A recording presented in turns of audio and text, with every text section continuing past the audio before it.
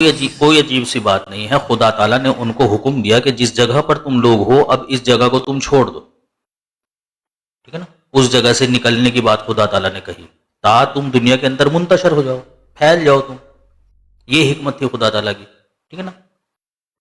دوسری بات یہ ہے کہ دیکھیں قرآن کریم کی وہ جو آیات ہے جہاں سے یہ مضمون شروع ہو رہا ہے، اگر آپ اس کو پڑھیں تو یہیں سے یہ بات واضح ہو جاتی ہے، اور اگر دوسری آیات کو بھی سامنے رکھیں تو اور زیادہ بات واضح ہو جاتی ہے. اللہ تعالیٰ کا مقصد تھا آدم کو زمین میں خلیفہ بنانا. سوال یہ ہے وہ خلیفہ کس کا بنا رہا ہے؟ اگر میں آپ کو کہوں کہ جی میں آپ کو نا کوئین بنانا چاہتا ہوں، دنیا کے کسی حصے کی کوئین بنانا چاہتا ہوں میں آپ کو، پوچھو کون سے حصے کی؟ پوچھو ہاں جی. پوچھو کون سے حصے کی؟ ہاں کون سے حصے کی؟ ایمیزون کے جنگل کی. کیا کہو گی آپ؟ اس نے کہا آدم نہ آدم زاد، وہاں راج پاٹ کس کے اوپر کروں گی میں؟ وہاں تو ہے ہی کوئی نہیں. تو اللہ تعالیٰ آدم کو خلیفہ بنا رہا ہے دنیا میں ہے ہی کوئی نہیں. بھئی کس کے اوپر خلافت کرنی ہے؟ لفظ خلیفہ اس چیز کو ظاہر کرتا ہے کہ وہ خلیفہ لوگوں کا ہے. تو لوگ ہوں گے دنیا میں تو وہ خلافت کریں، اگر لوگ ہی نہیں ہیں تو خلیفہ کس کے؟ تو اللہ تعالیٰ نے آدم کو جب خلیفہ بنانے کی بات کہی وہ اسی لیے کہی کہ دنیا میں لوگ موجود تھے. انسان جس طرح سے آج سائنس بھی کہتی ہے نا کہ انسان کا جو مائنڈ ہے وہ آہستہ آہستہ کر کے ڈیولپ ہوا ہے. وہ ایک ساتھ تمام چیزوں سے واقف نہیں ہو گیا ہے بلکہ آہستہ آہستہ کر کے ہوا ہے. تو جب انسان دنیا کے اندر آیا اس وقت اسے کچھ نہیں پتا تھی، جیسے کہ آج بھی جب بچہ دنیا کے اندر آتا ہے اسے کچھ نہیں پتا ہوتا، کچھ نہیں جانتا. ایسے ہی جب انسان دنیا میں آیا تو وہ کچھ نہیں جانتا تھا. خدا آہستہ آہستہ کر کے خدا تعالیٰ نے اس کو شعور دیا. اسے بھوک لگی، پہلے جب بھوک لگتی تھی تو جو اس کا دل آیا کرتا تھا وہ کھا لیا کرتا تھا. مرا ہوا ہے، کیڑے پڑ رہے ہیں، پانی ہے، گندا ہے، صاف ہے، اسے کوئی غرض نہیں تھی. جسم کے اوپر کپڑا ہونا چاہیے کہ نہیں ہونا چاہیے اسے کچھ لینا دینا نہیں تھا. بس جیسے کیسے کر کے وہ اپنی زندگی گزارا تھا. لیکن آہستہ آہستہ کر کے خدا تعالیٰ نے اس کو اس کے مائنڈ کو جو ہے نا وہ ڈیولپ کیا اور اسے دوسری اشیاء سے واقف کرایا. ٹھیک ہے نا. اسے پانی سے، آگ سے، اسی طریقے سے جو پھل فروٹس ہیں ان چیزوں سے اس کو واقف کرایا. آہستہ آہستہ ترقی کرتے کرتے جب انسان کا مائنڈ اس مقام پر پہنچ گیا کہ وہ اپنے خدا کو پہچان سکے، وہ جان سکے اس چیز کو کہ اسے پیدا کرنے والی کوئی ہستی ہے، تب خدا تعالیٰ نے دنیا میں ایک نبی کو بھیجا جو آدم، جن کو ہم آدم بولتے ہیں، تاکہ وہ جا کر انہیں بتائے کہ تم ایسے ہی نہیں ہو گئے ہو بلکہ تمہیں پیدا کرنے والی کوئی شخصیت ہے، کوئی ہستی ہے جس نے تمہیں اس دنیا میں بھیجا ہے اور اس کا کچھ مقصد ہے، وہ چاہتا ہے تم سے کچھ. وہ کیا ہے؟ کہ تم اس کی عبادت کرو. یہ پیغام حضرت آدم نے دیا اور مختصر دیا. شریعتوں کو بھی اگر آپ دیکھیں گے نا تو وہ آہستہ آہستہ کر کے ڈیولپ ہوئی ہیں. ایسے ہی نہیں ہے کہ جس طرح سے قرآن کریم ایک مکمل ضابطہ حیات ہے تو پہلی قوموں کو بھی ایسے ملا، نہیں، ان کو بہت تھوڑی تھوڑی سی باتیں ملا کرتی تھی، چند ایک احکام ہوا کرتے تھے اس کے اندر، اسی لیے وہ ایک قبیلے اور ایک قوم کے لیے ہوا کرتی تھی. اللہ تعالیٰ نے انسان کی جو حالت سدھاری ہے نا وہ بھی ایسے ہی سدھاری ہے، ایک دم نہیں سدھاری اللہ تعالیٰ نے. اللہ تعالیٰ نے آہستہ آہستہ کر کے انسان کے اندر جو برائیاں داخل ہو گئی تھی، جب خدا تعالیٰ کسی قوم میں دیکھتا تھا کہ ہاں اس میں یہ برائیاں ہیں جو بہت زیادہ رائج ہیں، خدا تعالیٰ انہی کے مطابق ان کی تعلیم کیا کرتا تھا کہ ہاں بھائی یہ لوگ ناپ تول کے اندر بہت زیادہ جو ہے نا وہ جھول جھال کرتے ہیں، تو لہٰذا ان کو یہ تعلیم دی جائے کہ بھائی یہ لوگ اس طرح سے نہ کریں. پھر اس کے ساتھ دوسری بھی تھوڑی بہت تعلیم دی گئی. جس طرح سے ہم دنیا کے اندر جب اسٹڈی کرتے ہیں نا تو ہمارا جو کورس ہوتا ہے وہ آہستہ آہستہ کر کے بڑھتا ہے ہمارے مائنڈ کے حساب سے. جیسا 2 سال کے بچوں کو کبھی ایم اے، وہ دوسری کلاس کے بچوں کو کبھی ایم اے کا کورس تو نہیں کراتا کوئی. کیوں نہیں کراتا؟ کیونکہ اس کا مائنڈ ابھی اس قابل نہیں ہے. تو ایسے ہی انسان کی جب آہستہ آہستہ دماغ کی ارتقا ہوتی چلے گی، خدا تعالیٰ کی جو شریعتیں تھی ان کی طوالت بڑھتی چلی گئی. پھر یہاں تک کہ محمد مصطفیٰ صلی اللہ علیہ وسلم آئے اور محمد مصطفیٰ صلی اللہ علیہ وسلم کو مکمل ضابطۂ حیات دیا گیا انسانی زندگی گزارنے کا. کیا نام ہے؟ اور اسے عربی زبان میں نازل کیا. کیوں؟ کیونکہ عربی زبان بڑی فصیح اور بلیغ زبان ہے، اس میں ایک بات کے مختلف معنی ہو سکتے ہیں، اور یہی وجہ ہے کہ امت کے اندر اس قدر تفاسیریں لکھی گئی ہیں، کیونکہ ایک بات اس میں کئی پہلوؤں سے واضح ہو جاتی ہے، اور ایک بات کے اندر کئی باتوں کا جو ہے نا وہ حل ہوتا ہے. تو اگر لفظ خلیفہ کے اوپر ہم غور کریں تو پتہ چلتا ہے کہ آدم علیہ الصلاۃ والسلام کے علاوہ بھی اور لوگ موجود تھے. اشارہ وہاں سے ملتا ہے، اور اس کی مکمل دلیل کیا ہے کہ اور بھی لوگ موجود تھے، جسے ہم بولتے ہیں نص قطعی. وہ آیت جس میں اللہ تعالیٰ نے کہا قُلْ نَهْبِطُ مِنْهَا جَمِيعًا، کہ تم اس میں سے سب کے سب نکل جاؤ. اب یہ جو جميعا ہے یہ کثرت کے لیے بولا جاتا ہے عربی زبان میں. تو اگر صرف 2 ہی لوگ تھے وہاں پر تو ان کے لیے تو نہیں بولا جا سکتا یہ لفظ. عربی اصول کے خلاف ہے یہ، عربی بلاغت کے خلاف ہے یہ، عربی قوانین کے خلاف ہے یہ کہ 2 لوگوں کے لیے جميعا کے الفاظ بولے جائیں. یہ قاعدہ ہے کہ جميعا جو ہے وہ کثرت کے لیے بولا جاتا ہے. 2 لوگوں کے لیے تثنیہ کے الفاظ ہیں، 2 لوگوں کے لیے تثنیہ بولا جاتا ہے عربی زبان میں. تو اللہ تعالیٰ نے اگلی آیات میں واضح کر دیا اس چیز کا کہ آدم کو جو خلیفہ بنایا گیا تھا وہ دراصل میں کچھ لوگوں کا بنایا گیا تھا. اور جب شیطان نے بہلایا پھسلایا آدم کو تو اللہ تعالیٰ نے حکم دیا کہ تم اس میں سے سب نکل جاؤ، اس حالت میں کہ تم میں سے بعض کے دشمن ہوں گے. اب دیکھیں نا یہ جو الفاظ ہے بعض کے دشمن ہوں گے، صاف ظاہر ہے 2 گروہوں کے اوپر دلالت کر رہا ہے، 2 لوگوں کے اوپر تو نہیں ہو سکتا. اللہ تعالیٰ آدم اور حوا کو تو نہیں کہے گا کہ تم دونوں نکل جاؤ اس حالت میں کہ تم ایک دوسرے کے دشمن ہوں گے، بلکہ 2 گروہوں کی بات کر رہا ہے اللہ تعالیٰ. آدم کو تو حوا سے کوئی دشمنی نہیں تھی، نہ حوا کو آدم سے کوئی دشمنی تھی، بلکہ یہاں 2 گروہوں کی بات ہو رہی ہے کہ تم نکل جاؤ اس حالت میں کہ تم میں سے بعض کے دشمن ہو. تو یہ 2 گروہوں کی بات کر کے اللہ نے واضح کر دیا ہے اس چیز کو کہ وہاں اور بھی لوگ موجود تھے. اب یہ جو کانسیپٹ ان لوگوں نے اپنایا ہوا ہے کہ حضرت آدم علیہ الصلاۃ والسلام جو ہے وہ اس جنت میں تھے جو انسان کو مرنے کے بعد ملے گی. سب سے پہلی بات تو یہ ہے کہ اللہ کا مقصد ہی نہیں تھا آدم کو اس جنت میں رکھنے کا. اللہ کا جو مقصد تھا وہ تو اللہ نے خود قرآن کریم میں بتا دیا کہ میرا مقصد آدم کو زمین میں خلیفہ بنانا ہے، نہ کہ اس جنت میں رکھنا. تو جب مقصد اللہ تعالیٰ نے زمین میں خلیفہ بنانا بتایا تھا تو وہاں جنت میں کیوں رکھ رہا ہے؟ سب سے پہلی بات تو یہ. دوسری بات یہ ہے کہ اس جنت کا قانون خدا تعالیٰ نے خود قرآن کریم میں بتایا ہے کہ وہاں جو ایک مرتبہ داخل ہو گیا نا، وہاں جو ایک مرتبہ داخل ہو گیا وہ نکالا نہیں جائے گا. حضرت آدم والے واقعے میں ہم دیکھ رہے ہیں کہ حضرت آدم کو نکالا جا رہا ہے. پھر اللہ نے قرآن کریم کے اندر بتایا ہے کہ اس جنت کے اندر کوئی چیز ممنوع نہیں ہے. وہ جنت جو انسان کو مرنے کے بعد ملے گی اس میں کسی چیز کی ممانعت نہیں ہے، وہاں ناپاک چیزیں نہیں ہیں، وہاں ناجائز چیزیں نہیں ہیں. لیکن آدم والے واقعے میں ہم دیکھ رہے ہیں کہ حضرت آدم کو ایک درخت کے پاس جانے سے روکا جا رہا، منع کیا جا رہا ہے. تو کیا جنت میں ایسی چیزیں بھی ہیں؟ جنت میں ایسی چیزیں نہیں ہیں، خود قرآن کریم یہ بات کہتا ہے. پھر اللہ نے قرآن کریم میں کہا ہے کہ شیطان جو ہے وہ جنت میں داخل نہیں ہو سکتا، اس کی انٹری منع ہے. لیکن حضرت آدم والے واقعے میں یہ امت کے اندر یہ کانسیپٹ پایا جاتا ہے کہ جنت شیطان میں داخل ہو گیا تھا. اور شیطان جو داخل ہوا ہے وہ شیطان بننے کے بعد داخل ہوا ہے. جو داخلہ اس کا کروا رہے ہیں نا وہ شیطان بننے کے بعد کروا رہے ہیں. اللہ تو کہتا ہے شیطان جنت میں داخل ہی نہیں ہو سکتا، اس کا تو ٹھکانہ جہنم ہے. شیطان کا جو ٹھکانہ ہے وہ جہنم ہے، لیکن وہاں انٹری کروا رہے ہیں شیطان کو. پھر سب سے بڑی بات محمد مصطفیٰ صلی اللہ علیہ وسلم کی حدیث اور قرآن کی آیت بھی ہے.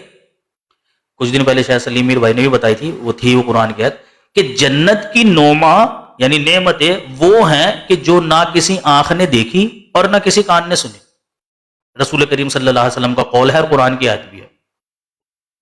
اب سوال یہ ہے جب محمد صلی اللہ علیہ وسلم یہ بات کہہ رہے ہیں کہ جنت کی نعمت نہ کسی آنکھ نے دیکھی نہ کسی کان نے سنی، تو اگر میں 4 کان اور 4 آنکھیں ایسی پیش کر دوں کہ جنہوں نے دیکھی بھی ہیں اور چکھی بھی ہیں تو رسول اللہ کی بات جھوٹی ہو جائے گی نا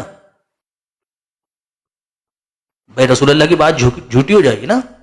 اگر میں 4 آنکھیں اور 4 کان ایسے پیش کر دوں جنہوں نے جنت کی نعمتوں کو دیکھا ہے، چکھا بھی ہے ان کو،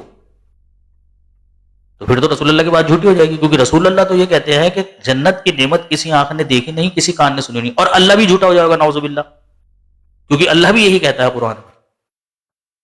کون ہے وہ 4 آنکھیں اور 4 کان؟ 2 آنکھیں حضرت آدم کی اور 2 حضرت حوا کی، اور 2 کان حضرت آدم کے اور 2 حضرت حوا کے. اور تم انکار نہیں کر سکتے. کیوں؟ کیونکہ تم مانتے ہو کہ ایک لمبا عرصہ حضرت آدم اور حوا جنت میں رہے, تو ظاہر سی بات ہے بھوکے تو نہیں رہے ہوں گے, کچھ کھاتے ہی ہوں گے نا وہاں. تو جو چیز وہ کھا رہے تھے تو واقف نہ ہوگے جنت کی اس نعمت سے, وہ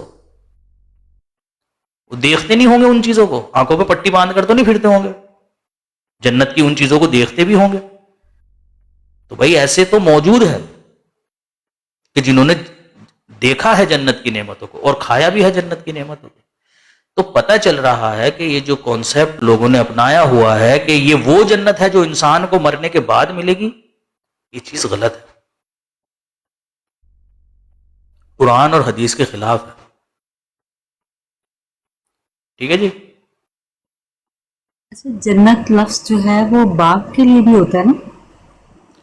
دیکھیں نا, یہ بہت ساری چیزوں کے لیے ہوتا ہے, لیکن محاورتاً اس کو استعمال کرتے ہیں. لیکن یہ کنفرم ہے کہ یہ وہ جنت نہیں ہے جو انسان کو مرنے کے بعد ملے گی, یہ کنفرم. ہاں. اس واقعے کو لے کے لوگوں نے بہت ساری سٹوریز بنائی ہیں, ہر جی جی کسی نے بہت اپنی, ساری. جیسے کرسچنس نے بھی بنائی ہے. وہ کہتے ہیں مطلب یہ عام لوگوں میں بھی ہے, حوا نے بہکایا آدم کو, لیکن قرآن مجید میں تو ہے شیطان نے بہکایا. مطلب وہ کہہ دیتے ہیں عورت نے بہکایا ہے مرد, مطلب ایسا کانسیپٹ بنا لیا کہ مرد کو بہکانے والی عورت ہے, حالانکہ قرآن مجید میں تو ہے شیطان نے بہکایا ہے نا. یہ بھی فَأَزَلَّهُمُ انہوں الشَّيْطَانُ نے, عَنْهَا. یہ بھی تو خود ہی نہیں بنا لیا ان لوگوں نے. اور آدم کی پسلی سے پیدا ہونے والی بات بھی قرآن میں تو نہیں ہے. Very nice. تو لو پھر 1000. جزاک اللہ. جی ایک میں سوال کا بھی جواب دے دینا. میں بات کر سکتا ہوں. اچھا, ان کا آخری سوال ہے کہ جنت کے جو پسلی سے پیدا کی, پسلی سے پیدا کرنے کا یہ مطلب نہیں ہے کہ آدم کی پسلی نکالنی تھی اور پھر اس میں سے اللہ تعالیٰ نے جو ہے نا وہ حوا کو بنایا. بھائی جو خدا بغیر پسلی کے آدم کو بنا سکتا ہے وہ حوا کو بھی بنا سکتا ہے. دراصل میں الفاظ کچھ اور ہے اور مطلب کچھ اور ہے. لوگوں کے اندر ایک تو یہ سب سے بڑی خامی ہے, باوجود اس کے کہ ان کو اسکولوں میں بتایا جاتا ہے, جب یہ اسکول جاتے ہیں تو یہ باتیں ان کو بتائی جاتی ہے کہ بھائی یہ جو بات کہی جاتی ہے کہ لکیر کے فقیر نہ بنو, یہ دراصل میں ایک محاورہ ہے. اس کا یہ مطلب ہے کہ ضروری نہیں ہوتا ہے کہ جو لکھا ہوا ہو مطلب بھی اس کا وہی ہو. اور پھر وہ بتاتے بھی ہیں, مثالیں بھی دیتے ہیں کہ 100 چوہے کھا کر بلی چلی حج کو. اب اس کا یہ مطلب تو نہیں ہے کہ بھائی کوئی بلی تھی اس نے 100 چوہے کھائے اور سر کے اوپر ٹوپی رکھی اور بغل میں بستہ لگا کر اللہ اللہ کرتے ہوئے تسبیح لے کر چل پڑی جی وہ حج کرنے کے لیے. یہ تو اس کا مطلب نہیں ہے. الفاظ کچھ اور ہیں اور مطلب کچھ اور ہے. ٹھیک ہے. اسی طریقے سے یہاں ہمارے ہندی میں بولا جاتا ہے کہ جاٹھ مرے تب جانیو جب 13ویں ہوئے. اب اس کا یہ مطلب نہیں ہے کہ 13 دن تم بیٹھ کر انتظار کرو تب تمہیں پتہ چلے گا ہاں بھائی جاٹ مر گیا ہے, بلکہ اس کا یہ مطلب ہے کہ جاٹ کی جو جان ہوتی ہے نا وہ تھوڑا تاخیر سے نکلتی ہے, کیونکہ ہٹے کٹے مضبوط اور جفا کش ہوتے ہیں. یہ اس کا مطلب ہے. یہ تھوڑی نہ 13 دن تم چوکڑی مار کر بیٹھ گیا, اس نے کہا جی 14ویں دن ہم کہیں گے کہ ہاں یہ مر گیا کیونکہ 13 دن گزر گئے ہیں. لیکن اس کے باوجود بھی یہ لوگ عقل نہیں کرتے. محمد مصطفیٰ صلی اللہ علیہ وسلم نے بیان فرمایا کہ عورت کے اندر کجی ہوتی ہے, پسلی کی طرح کجی ہوتی ہے, جیسے یعنی ٹیڑھا پن ہوتا ہے عورت کے اندر, تھوڑا ضدی ہوتی ہے. تو محمد صلی اللہ علیہ وسلم نے بیان فرمایا اگر تم اس کو سیدھا کرنے کی کوشش کرو گے نا تو یہ ٹوٹ جائے گی, سیدھی نہیں ہوگی. یعنی رسول کریم صلی اللہ علیہ وسلم یہ بات بیان کر کے فرمانا چاہ رہے ہیں کہ عورت کے اندر تھوڑی کیا نام جو ہے نا وہ اچھا رک دو نا, احتیاط والے الفاظ استعمال کرتا ہوں, اپنی بھی جان خطرے میں پڑ سکتی نہیں. تو محمد مصطفیٰ صلی اللہ علیہ وسلم یہ کہنا چاہ رہے تھے کہ بھئی ڈھیٹ تو نہیں ہوتی ہے لیکن تھوڑی سی نا ضدی ہوتی ہے, تھوڑی سی زیادہ نہیں, تھوڑی سی. تو تم نے صحیح الفاظ سیفی بھائی دوبارہ آپ ٹرائی کریں. کر رہے ہیں, ایسا نہیں ہے, حدیث میں صرف پسلی کی طرح ہی کہا ہے. پسلی کی طرح نا وہ نہیں, آگے ہے نا کہ اس کو سیدھی کرنے کی کوشش کرو گے نا تو ٹوٹ جائے گی. ہیں آپ بتا دو اگر آپ کے پاس ہے.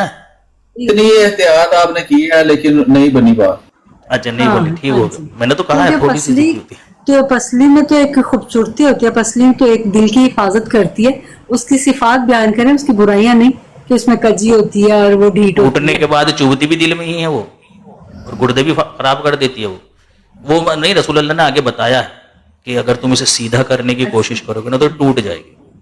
یعنی محمد مطلب اس مصطفیٰ کی صلی اللہ علیہ شیپ وسلم یہ کے ہے میں نا مختصر بتا دیتا ہوں نا برائی والی بات چھوڑ کے. یعنی کہنے کا یہ مطلب تھا کہ بھئی خواتین کے اوپر جو ہے نا وہ سختی نہ کرو, ان کو پیار محبت سے سمجھو, کیونکہ سختی کا تمہارے جو نتیجہ ہے نا وہ برا نکلے گا حد سے زیادہ. جو کیونکہ محمد مصطفیٰ صلی اللہ علیہ وسلم کے زمانے میں اور آج کے زمانے میں بھی خصوصی طور پر ہمارے دوسری اقوام تو سنبھل گئی ہیں, دوسری اقوام نے تو جان لیا, حالانکہ یہ چیزیں ان کے اندر بھی تھی. ہندو قوم کے اندر بہت زیادہ یہ چیز تھی کہ اپنی خواتین کی وہ عزت نہیں کیا کرتے تھے. 4 فٹ کے تو ان کو گھونگھٹ پہنایا کرتے تھے.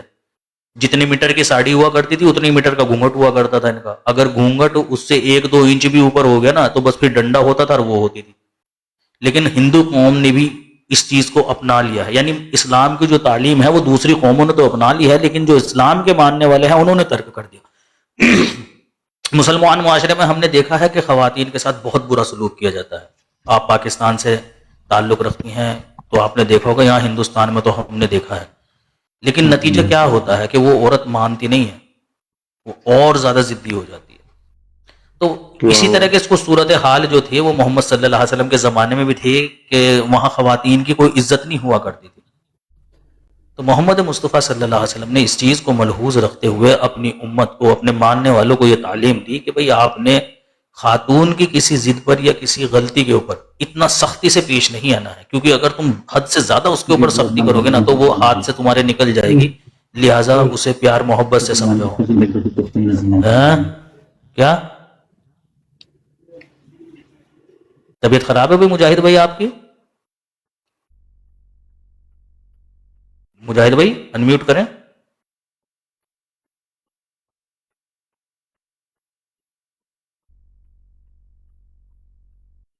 وہ جہاد کرنے نکل گئے, اب واپس شہید ہو کے آئے. طبیعت خراب ہے مجاہد بھائی آپ کی؟ بس ٹھیک ہے بھائی, الحمدللہ سب ٹھیک ہے. نہیں ٹھیک تو ہے, طبیعت صحیح ہے آپ کی. آواز سے تو ایسے ہی لگ رہا تھا جیسے گھڑی 2 گھڑی کے مہمان ہو آپ.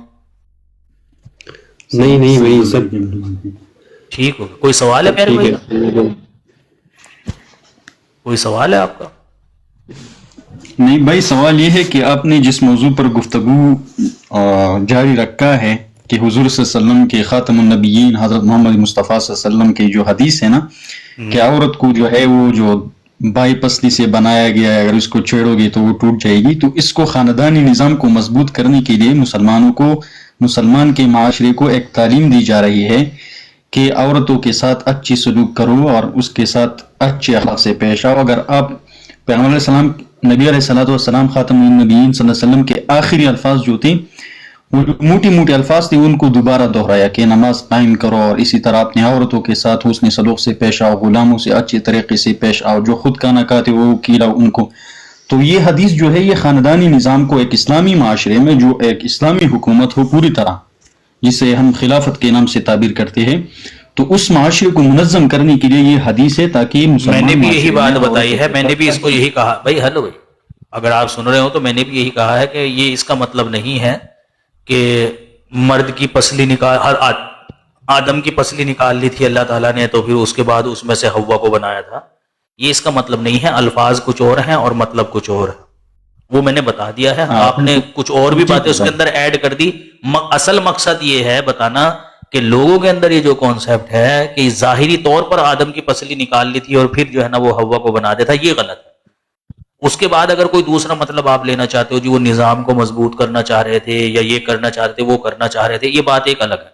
ایک انٹرپریٹیشن آپ کی تھی, ایک تشریح آپ نے کری, ایک میں نے کری, اور آپ کی تشریح میں اور میری تشریح میں ایک بات کامن ہے, وہ یہ کہ ظاہری پر نہ آپ نے اس حدیث کو لیا نہ میں نے لیا, بات ختم ہو گئی.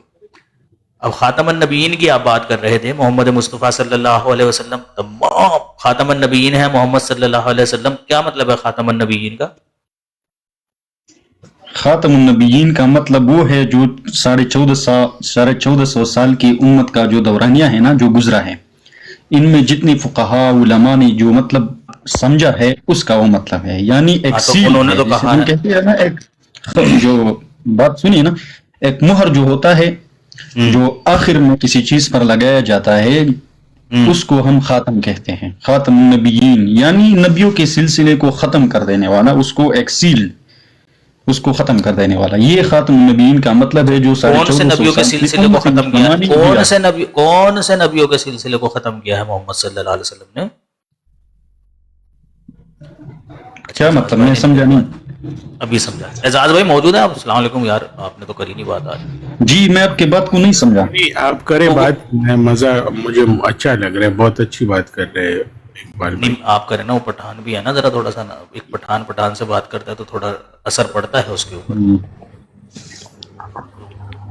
ہاں پٹھان کی باتیں تو پھر سب کو جو ہے بری لگتی ہے.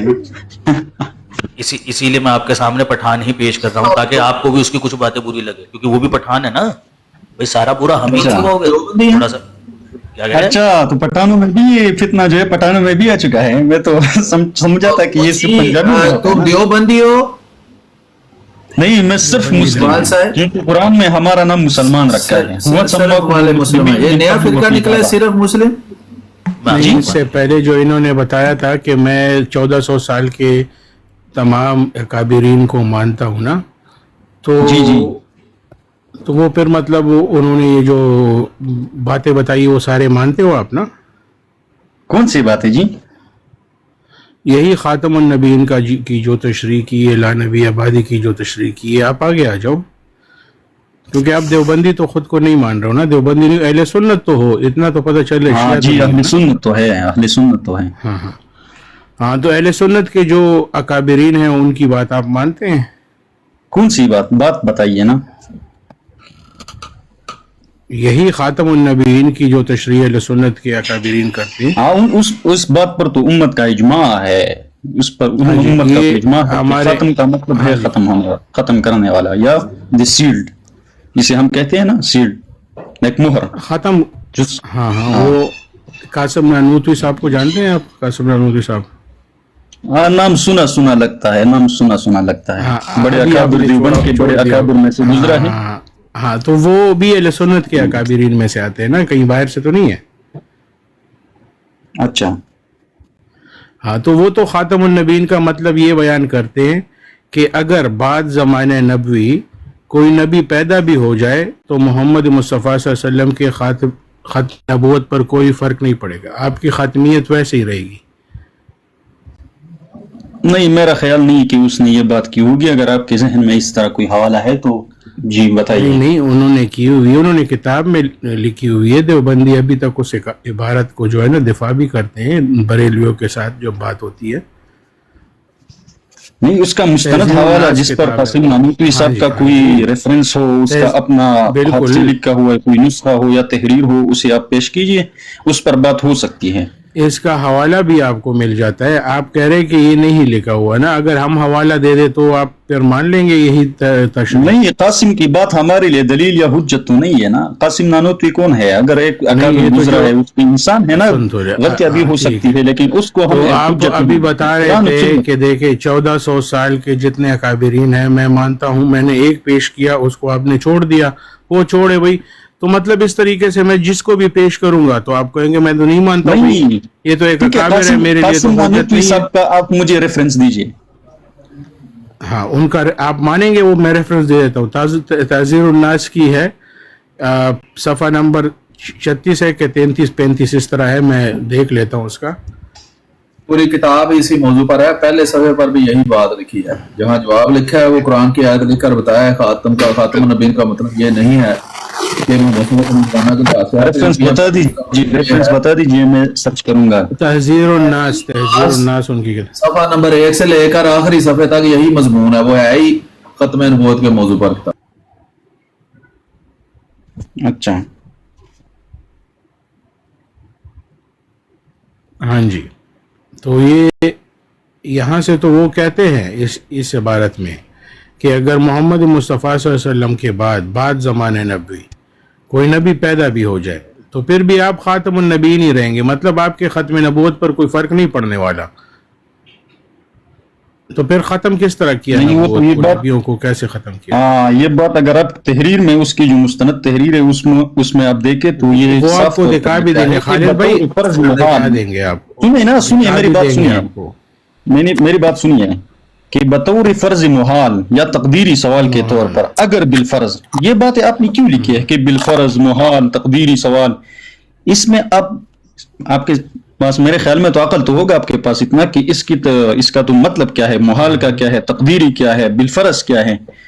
تو یہ تو وہ بھی آپ کے جو باطل فتنہ ہے نا اس کو رد کرتے ہوئے یہ سوال کرتے ہیں کہ محال ہے یہ، یعنی اس کا ہونا آپ نے ابھی وہ چیز پڑھی نہیں ہے. اور دیکھیں آپ نے خود میرے سامنے پڑھی یار، میری کتاب سامنے میری کتاب ہے. بول رہے ہیں یہ شیعہ سے انہوں نے تقیہ کا عقیدہ سیکھ لیا ہے، یہ پکا دیوبندی ہے. یہ ساری باتیں جو کر رہا ہے یہی دیوبندی نیاز کو جواب دیتا ہے. سنیں ڈرو مت ابھی مجھے مت کاٹو، دلیل سے بات کرو. دلیل سے بات کرو، دلیل سے. مجاہد اقبال بھائی تو دیوبندی ہو آپ، پہلے تو آپ قاسم دلیل سے بات کرو. دیوبندی کچھ نہیں ہوتا. نہیں ابھی آپ تھوڑا جان رہے تھے نا، کہہ رہے تھے میں تھوڑا ہاں نام سنا ہوا ہے. ویسے دیوبندیوں کے اکابر ہے، آپ خود بھی دیوبندی ہو، تو پھر ہمارے سامنے جب آتے ہو تو دیوبندی کیوں نہیں بن کر آتے ہو بھائی؟ وہ صرف مسلمان کیوں بن جاتے ہو اس وقت؟ کیونکہ قرآن نے ہمارا نام مسلم رکھا ہے. ہاں تو پھر جب قرآن نے رکھا ہے تو بھائی سب کو ایک دوسرے کو مسلمان مانو، ان کو کہو کہ بھائی تم لوگ دیوبندی نہیں ہو، تم بھی مسلمان ہو. بھائی وہ کہے یار میں اپنی ذات کے طور پر تو سب کو مانتا ہوں یار. میری ذات تک جتنی مطلب آپ کا ذات تو یہ ہے کہ بھائی جس طرح میں نے ابھی آپ کے اپنے اکابر قاسم نانوتوی صاحب کو پیش کیا تو آپ نے پہلے انجان بن کے کہا کہ نام تو سنا ہے، ہاں پھر ابھی کہہ رہے میرے سامنے ساری چیزیں موجود ہیں، مجھے پتا ہے. تو یا تو پہلے آپ سچ بول رہے تھے یا ابھی آپ سچ بول رہے ہیں. آپ خود بتائیں کہ ہمارے سامنے پھر کیوں آپ اس طرح سچ نہیں بول پاتے؟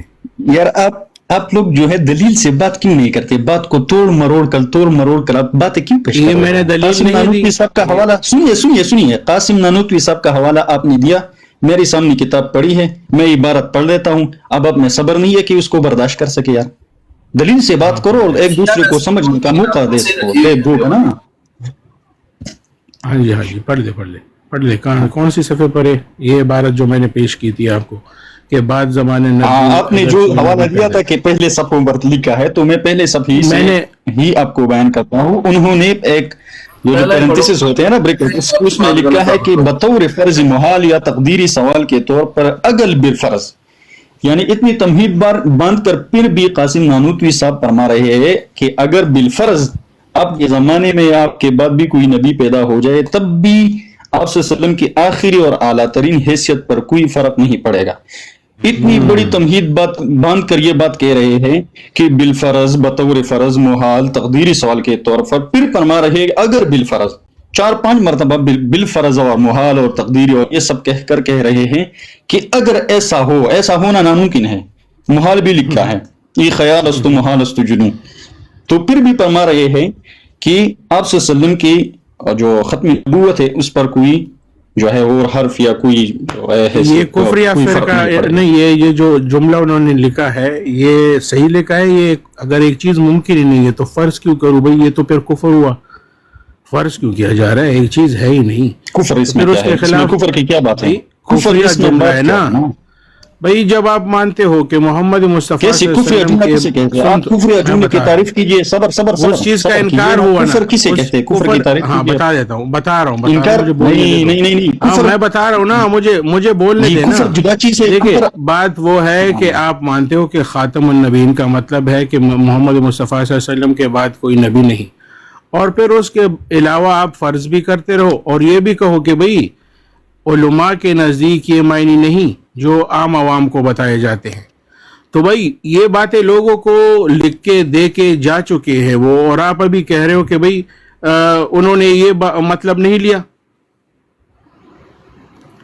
کون سا مطلب؟ وہ خود لکھ چکے ہیں، وہ خود فرض کر چکے ہیں. وہ اگر آخری مانتے ہیں تو فرض کیوں کرتے بھئی؟ اگر آخری مانتے تو وہ فرض کیوں کرتے؟ جی ایک چیز کو وہ آخری مانتے ہیں، ٹھیک ہے، ختم اس کو سمجھ گیا. پھر کہے کہ بھئی فرض کر لو، چلو فرض کر لو. اب پھر وہ کہے کہ بھئی پھر بھی اگر آ بھی جائے نا، کہ آ بھی جائے، فرض کر کے کہتے کہ اگر آ بھی جائے پھر بھی محمد مصطفیٰ صلی اللہ علیہ وسلم کے ختم نبوت پر، مطلب اگر آئے یا نہ آئے پھر بھی محمد مصطفیٰ صلی اللہ علیہ وسلم کے ختم نبوت پر فرق نہیں پڑنے والا.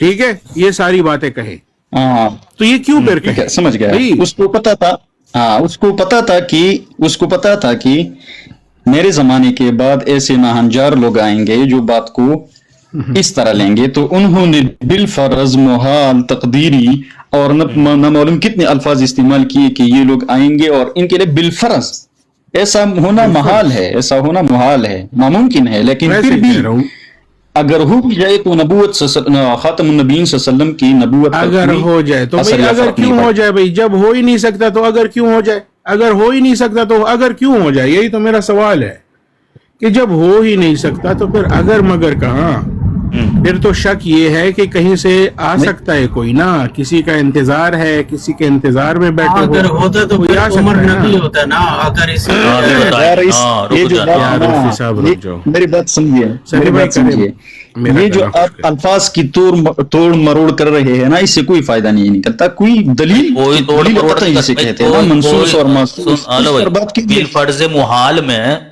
بالفرض محال میں جب بعد زمانے نبی صلی اللہ علیہ وسلم کسی اور نبی کے آنے کا تصور کیا جا رہا ہے, تو اس نبی کے آنے کے بعد کیا خاتمیت کا کوئی فرق پڑ رہا ہے یا پڑنا چاہیے؟ کہاں لکھا ہے کہ وہ کہہ رہے ہیں آپ کہ نے جی بات کی کہ یہی وہ جو عبارت آپ کے سامنے پیش کری اس میں یہی تو بتا رہے ہیں کہ بعد زمانے نبی صلی اللہ علیہ وسلم بالفرض محال اگر کوئی نبی پیدا بھی ہو جاتا ہے تو بھی خاتمت محمدی پہ کوئی فرق نہیں پڑے گا. کیوں نہیں پڑے گا؟ پھر تو پڑھنا چاہیے, کیونکہ خاتمیت تو ہے ہی آخری ہونے کی وجہ سے آپ لوگوں کے نزدیک. اب آخری نبی کے بعد بھی اگر کوئی نبی آ جائے گا تو پھر کیا خاتمیت پہ فرق نہ پڑے گا؟ اور یہی بات مولانا علی قاری رحمت اللہ علیہ نے کہی ہے, انہوں نے تو اس سے بھی زیادہ واضح طریقے سے کہی ہے. صبر بھائی اس عبارت پر ہی رہی ہے, ملا علی قاری, اور اس کو میرا اور آپ کا اس کا سمجھنا وہ جو لیول ہے اس کا اپنا, ہم اس کو ان کی عبارت سمجھنے کا لیول نہیں ہے آپ کا, آپ کا نہیں ہے نا. آپ کو یہ سمجھ نہیں آ رہی, وہ کیا سمجھ رہے ہیں, وہ ڈسکس کریں گے تو دیکھ لیں گے کہ کون سمجھا ہے کون نہیں سمجھا. ان کی عبارت تو اس کی عربی عبارت آپ کو کیا سمجھ آئی ہے, وہ تو سمجھا دیں گے نا اردو. سامنے کھولے ہو اس نا, عبارت پر بات کیجیے, اس عبارت پر بات کیجیے. وہ عبارت آپ کے ذہن سے موجود ہے آپ کے پاس, اس عبارت پر بات کیجیے. اس میں بالکل واضح طور پر لکھا ہے کہ, اور بالکل واضح طور پر لکھا ہے, میں نے یہ باتیں دہرانا جو ہے, کہاں لکھا ہے بتاؤ, کیا لکھا ہے بھائی بتاؤ تو صحیح. 3 مرتبہ آپ کو دہرانا پڑے, یہ سادہ سی بات آپ کو سمجھ نہیں آتی. پھر ملا علی آ قاری جائے گی اور سب بھائی, آ رہی ہے ہمیں تو سمجھ میں. اب تو جو آپ کو سمجھ میں آیا ہے وہ دیکھنا چاہتے ہیں ہم. اقبال بھائی بتائیے کیا سمجھ میں آیا آپ کو؟ اگر بالفرض بعد زمانے نبی صلی اللہ علیہ وسلم کوئی نبی پیدا بھی ہو جائے تو کیا ایسی صورت میں رسول اللہ کی خاتمیت پہ کوئی فرق پڑے گا کہ نہیں پڑے گا؟ اگر کوئی نبی پیدا ہو جائے, ہاں سمجھ گیا جی. قاسم نانوتوی صاحب نے اس سے پہلے یہ جو باتیں کی ہے کہ یہ محال ہے. محال کا مطلب کیا ہے کہ ایسا ناممکن, کہاں لکھا ہے, امپاسبل, جسے انگلش میں کہا جاتا ہے نا امپاسبل. کہاں لکھا ہے دکھاؤ ذرا.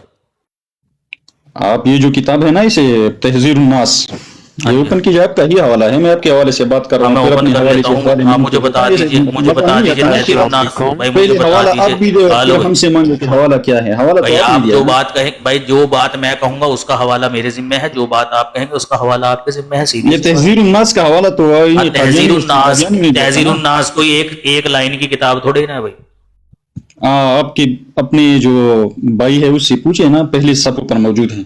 میرا بھائی تو نہیں کہہ رہا یہ بات, یہ تو آپ کہہ رہے ہو. اگر میرا بھائی کہتا تو میں اس سے پوچھ لیتا. یہ تحذیر الناس کا حوالہ کس نے دیا؟ قاسم نانوتوی تحذیر الناس کا ہم نے جو حوالہ دیا وہاں تو محال کے الفاظ نہیں ہے بھائی. تحذیر الناس کا جو ریفرنس ہم نے آپ کو دیا وہاں محال کے الفاظ تو نہیں ہے, وہاں تو اگر بالفرض کے الفاظ ہے. ہاں پھر وہ قادیانوں کا ایک ہوگا, وہ قاسم نانوتوی کا نہیں ہوگا. قاسم نانوتوی والا دکھاؤ مجھے جہاں بالفرض محال کے الفاظ ہے, وہ آپ دکھاؤ. اگر ہمارے پاس ہماری تحذیر الناس ہے, وہ آپ کی نہیں ہے, تو آپ اپنی دکھاؤ. آپ کے ساتھ کون سا ایڈیشن ہے اس کا؟ آپ کے پاس کون سا ہے, میں وہی نکال لوں گا, مجھے بتا دو. صفحہ سرچ دکھا دو نا, کیمرے کی آپشن تو ہے آپ کے پاس, یہیں سے دکھا دو. دکھا رہا ہوں, سرچ کر رہا ہوں, آپ کو پھر بتا دوں گا. بات کیجیے آپ, ابھی سرچ کر رہے ہیں انشاءاللہ. ٹھیک ہو, اس پر بات ہوگی انشاءاللہ. حجت الاسلام اکیڈمی کے ہمارے پاس بھائی, دارالعلوم وقت دیوبند سہارنپور. میرے پاس جو ایڈیشن ہے نا ہوں، یہ ہے صفحہ 3 سے 5. 3 سے 5، 3 سے 5 میں ہیں؟ ٹھیک ہو گیا. ہاں کیا لکھا ہوا ہے وہ عبارت پڑھیے ذرا. اچھا.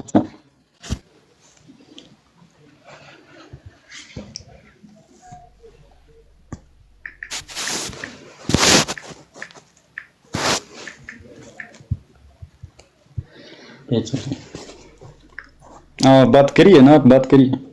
بھائی بتاؤ نا کیا کہاں سے شروع ہو رہی ہے وہ عبارت. میرے پاس جو ایڈیشن ہے وہ میرے پاس جو ایڈیشن ہے وہ یہ ہے آپ کے پاس کتب خانہ رحیمیہ دیوبند، ٹھیک ہے نا، اچھا یہاں سے ہے یہ. ہاں جی، سہارنپور کی دیوبند سے. اس کے صفحہ نمبر 3 پر جواب ہے، صفحہ نمبر 2 پر استفتاء ہے. اوکے، وہ جو اثر ابن عباس ہے نا، حضرت عباس، جی. وہ لکھا ہوا ہے. تیسرے نمبر پر جو ہے وہ انہوں نے جواب دیا ہوا ہے. ٹھیک ہے نا، تو یہی ہے آپ کے پاس بھی ایڈیشن. ہاں جی، آپ بتائیے اب کہاں سے پڑھنا ہے.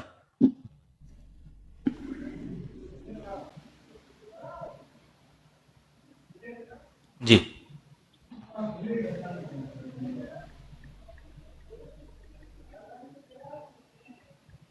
بتائیے بھائی، جی. بتائیے وہ لائن کہاں لکھی ہوئی ہے اگر بالفرض محال. پر 3 پر ہے ہی نہیں، یہ تو 30 صفحے چھوڑ کر ہے 34 صفحے پر. اس کو پتہ ہی نہیں کچھ میرے بھی پاس جو بیچارے. ایڈیشن ہے یہ دارالفتاء دارالعلوم دیوبند کا ہے. ہاں تو میرے پاس بھی وہی ہے.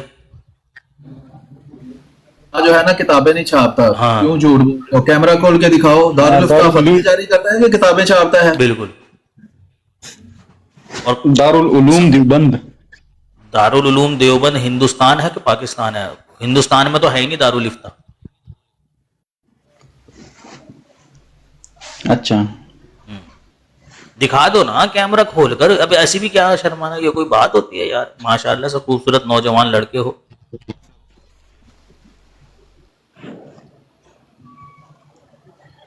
جو بھی آپ کے پاس ایڈیشن ہے نا اس میں یہ عبارت موجود ہے. سب ایڈیشنوں کے تحریر ایک ہی ہے. آپ 3-4 صفحے پر پڑھ لو، اس پر ہے ہی نہیں، عبارت ہے 34 صفحے بعد. آپ کو پتا ہے کچھ نہیں. تحذیر الناس زندگی میں کبھی پڑھی ہے؟ کے 5 ایڈیشن پڑے ہوئے ہیں. بھائی اگر انہوں نے کہا ہے تو ان کا امت سے کوئی لینا دینا ہی نہیں ہے، ان کا اپنا خیال ہے. تیرا تو آپ بہت کو تو لینا دینا ہے نا، آپ سے کرتے ہیں بات. آپ مائک موڈ رکھیں نا. پاگل ہے. میرے پاس 5 ایڈیشن ہے اس کے. دارالاشاعت اردو بازار کراچی پاکستان کا، اور جامع مسجد صدیقیہ گلا برف خانہ سیالکوٹ روڈ کھوکھر کی گجرانوالا کا ادارۃ العزیز نے بھی یہ چھاپا ہے، اور کتب خانہ رحیمیہ دیوبند ضلع سہارنپور سے بھی یہ شائع ہوئی ہے، اور حجت الاسلام اکیڈمی دارالعلوم وقف دیوبند سے بھی شائع ہوئی ہے. جس مرضی ایڈیشن سے دیکھ لو، بات تو سب میں ایک لکھی ہے. ہاں ٹھیک ہے سمجھ گیا. ماشاء اللہ. تو نمبر 2 اپنا بیعت فارم بھیجتے ہیں آپ کو. کس چیز کا فارم؟ بھائی آپ ہماری بات سمجھ گئے ہیں. نبی آ سکتے ہیں اور رسول اللہ کے خاتمے پہ کوئی فرق نہیں پڑے گا. نہیں بھائی، ایک قاسم نانوتوی کی بات کو آپ دلیل بنا کر مجھے اچھا، وہ قاسم نانوتوی صاحب، بھائی دیکھیں نا، قاسم نانوتوی صاحب کی بات نہیں مانتے آپ؟ پھر پیچھے چلے. نہیں، یہ قاسم نانوتوی کو تو میں جانتا بھی نہیں تھا، صرف علماء سے نام سنا تھا. میں یونیورسٹی کا اسٹوڈنٹ، اس سے نام سنا تھا نا. جی سلیم میرے بولیں. جی بولیے. اور کافر سمجھتے ہیں قاسم نانوتوی صاحب. 15 منٹ دفاع کرنے کے بعد جب پتا چلا اس نے کہا نہیں دفاع نہیں کر پا رہا ہوں، تو میں تو جانتا بھی نہیں ان کو. تو ہمارا کون سا رشتہ دار تھا بھائی؟ وہ ہم نے بھی کتابوں میں نام سنا ہے. انہوں نے کہا کہ بھائی دیوبند کے بانی تھے یہ، ان کا تعلق سہارنپور کے گاؤں نانوتا سے تھا. یار الکتاب جو ہمارے، اچھا میں آپ کو بتا رہا ہوں کہ الکتاب جو ہے وہ قرآن ہے. قرآن سے ثبوت دیجیے، حدیث ہے، حدیث سے ثبوت دیجیے، سنت ہے، اس سے ثبوت دیجیے، مقدمین میں سے ثبوت دیجیے، قرآن سے بھی مؤخرین میں سے کیمرہ کھول سکتے ہیں. نہیں ایسی بات سے قریبی کا حوالہ پوچھا کہ آپ نے قریبی کو بھی مانتے ہو کہ نہیں؟ اس کے بڑے کے تو بعد میں مانو گے نا. نہیں، دین میں قریبی کے بات نہیں مانی جانے گی نا. تو 1400 سال میں آپ پھر یہ کیوں کہہ رہے تھے کہ 1400 سال کا جو ہے نا وہ لوگ یہ مانتے ہیں اور وہ مانتے ہیں؟ کچھ بھی نہیں مانتے، وہ تو جو مانتے ہیں ہم نے دکھایا آپ کو، آپ کہہ رہے میں جانتا ہی نہیں، 1400 سال کے سارے لوگوں کو جانتے ہو آپ؟ ٹھیک ہے، قاسم ملا علی قاری رحمۃ اللہ علیہ، ملا علی قاری رحمۃ اللہ علیہ کو جانتے ہو آپ کہ ان کو بھی نہیں جانتے؟ نام ملا سنا علی ہے، اس کا بھی نام نام سنا ہے کہ کون تھے؟ ہاں کون تھے، نام سنا تھا. کون تھے؟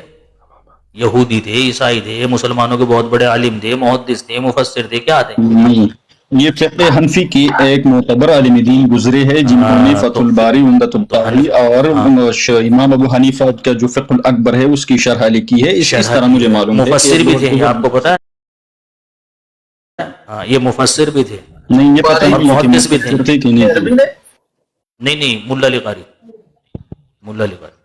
مفسر اور محدث کا معلوم نہیں، لیکن انہوں نے جو ہے وہ فقہ الاکبر کی شرح لکھی ہے. ایک بہت فقیہ انسان گزرے ہیں. ہاں تو مانتے ہیں ان کو کہ نہیں مانتے؟ ہاں، میرا اتنا اسٹڈی نہیں ہے کہ اس کو اتنا اسٹڈی کوئی نہیں مسئلہ کیا. نہیں ہے، ان کو بھی مانتے ہیں کہ نہیں مانتے ہیں، یا ان کو بھی سائیڈ میں لگایا ہوا ہے؟ چلو ان کا مانتے اگر ہیں. ہاں ٹھیک ہے، تو یہ کہتے ہیں کہ بعد زمانے نبی صلی اللہ علیہ وسلم اگر حضرت عمر، محمد صلی اللہ علیہ وسلم کے فرزند حضرت ابراہیم، حضرت خضر، حضرت الیاس، ٹھیک ہے نا، یہ نبی بھی بن جائے نا، تب بھی رسول کریم صلی اللہ علیہ وسلم کے خاتم النبیین ہونے پہ کوئی فرق نہیں پڑے گا. کیوں؟ کیونکہ وہ بتاتے ہیں کہ محمد مصطفیٰ صلی اللہ علیہ وسلم کے خاتم النبیین ہونے کا یہ مطلب ہے کہ آپ صلی اللہ علیہ وسلم کی شریعت کو منسوخ کرنے والا کوئی نبی نہیں آ سکتا. اور اگر حضرت عمر اور حضرت ابراہیم جو رسول اللہ کے فرزند تھے یہ نبی بھی بن جاتے نا، تو یہ رسول اللہ کے تابع ہی رہتے، یہ منسوخ نہ کرتے رسول اللہ کی شریعت کو. یعنی خاتم النبیین کا مطلب وہ یہ بتا رہے ہیں کہ خاتم النبیین کا مطلب یہ ہے کہ رسول اللہ کی شریعت کا ناسخ نبی نہیں آئے گا. ایسا نبی نہیں آئے گا جو رسول اللہ کی شریعت کو منسوخ کر دے. ایسا نبی جو رسول اللہ کی شریعت کے تابع ہو وہ آ سکتا ہے. اور ابراہیم اور عمر اگر نبی بنتے بعد صلی اللہ علیہ وسلم نبی کے رسول تو وہ تو چلو بعد کی بات.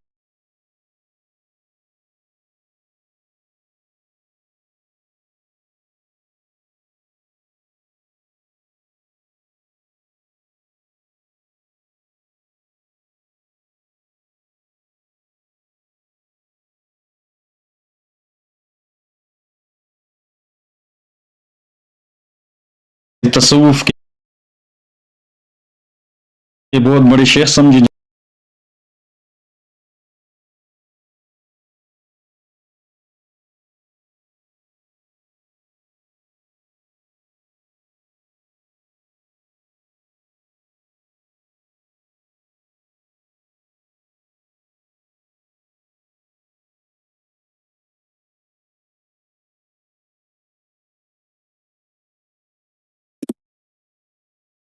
اور اکبر بھی بنا